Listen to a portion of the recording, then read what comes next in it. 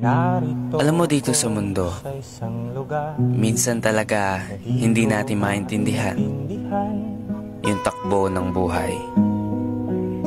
Yung tipong sa araw-araw, walang pagbabago. Na minsan, disappointed ka.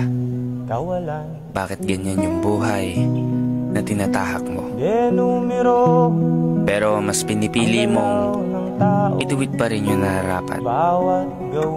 Gumagawa ka ng paraan na maisaayos yung planadong buhay. Narito ako sa isang lugar na di ko Hala. Uy, Mitsubishi.